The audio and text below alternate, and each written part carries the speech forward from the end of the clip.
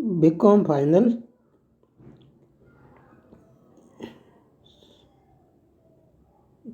Subject title project planning and budgetary control. और आज का जो टॉपिक है वो है परियोजना बजटन विधियाँ। हमारी जो विधि चल रही थी वो थी वित्तीय विवरण विधि या औसत प्रत्याय विधि। हमने इसमें औसत प्रत्याय विधि के एक उदाहरण देखा था,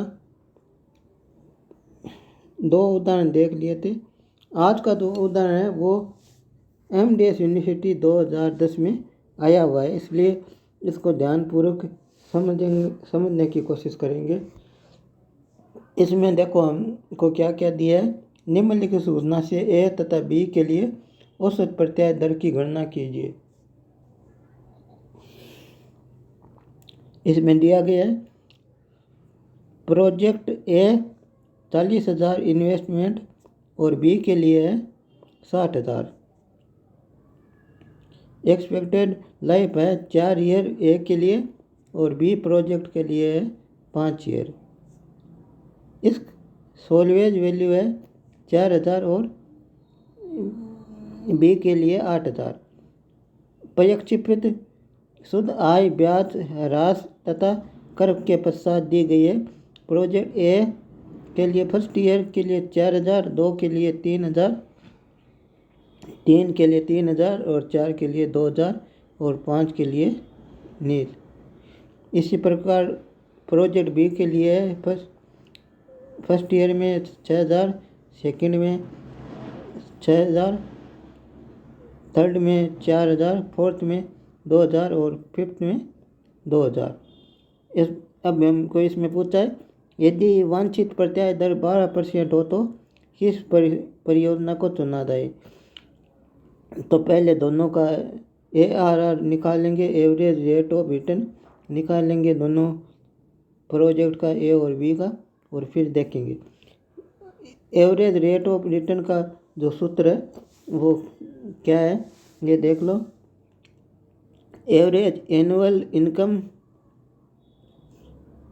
इंटू 100 बटा एवरेज इन्वेस्टमेंट, या ARR बराबर एवरेज एनुअल इनकम इंटू 100 बटा 1/2 कोष्टक initial investment plus scrap value.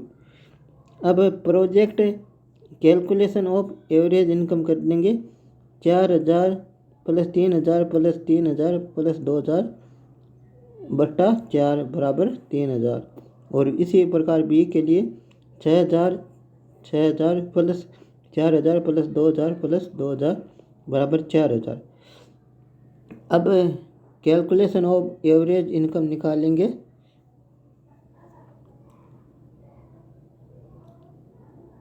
Project A के लिए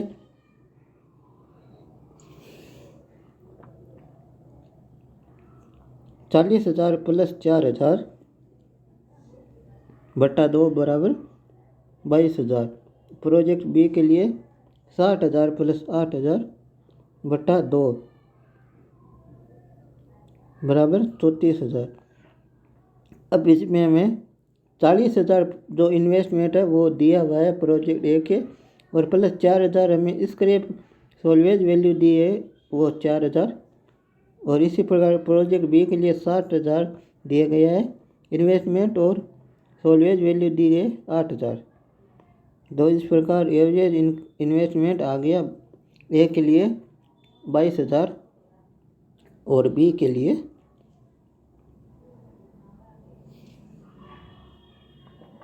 34,000। अब कैलकुलेशन ऑफ ARR निकालेंगे।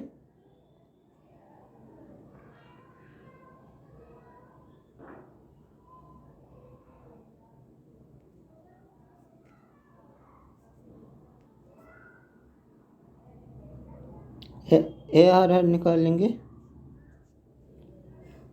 प्रोजेक्ट ए के लिए 3,000 बटा 22,000 इंटू 100 बराबर 13.64%, और बी के लिए 4,000 बटा 34,000 इंटू 100 बराबर 7-6।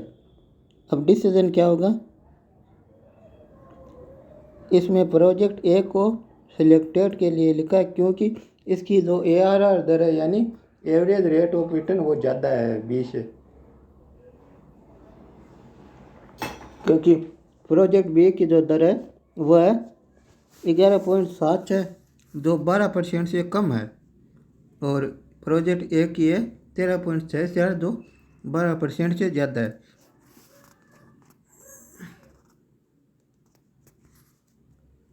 हाँ, अब इसी प्रकार देखो औसत प्रत्याय विधि के क्या क्या गुण हैं वो हमें दिए गए हैं। औसत प्रत्याय विधि के गुण है वो ये विधि पहला तो है सरल है ये विधि, दूसरा परियोजना के संपूर्ण जीवन काल पर विचार करती है इस विधि में, और तीसरा लाभदायकता की जांच, इसमें परियोजना की लाभदायक की जांच की जाती है, अतः विभिन्न परियोजनाओं की तुलना करके अधिक लाभदायक परियोजना को चुना जा सकता है। चौथा है ह्रास के बाद शुद्ध आय पर विचार किया जाता है, और पांचवा दीर्घकालीन परियोजना के विश्लेषण में यह विधि उपयोगी होती है, और छठा है धन का सर्वोत्तम उपयोग होता है। इस विधि में धन का सर्वोत्तम उपयोग होता है। अब जो दोष है वो है मुद्रा के समय मूल्य पर विचार नहीं किया जाता। दूसरा है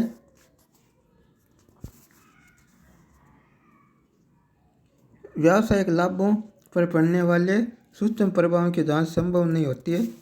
विनियोगों के उचित प्रत्याय दर उचित दर का निर्धारण संभव नहीं है। चौथा है विनियोग व आय की धारणा अस्पष्ट होती है। तो इस प्रकार इस विधि के गुण और दोष हैं, और ये प्रश्न है जो MDS यूनिवर्सिटी 2010 में आया हुआ है, इसको हल करके देख लेना।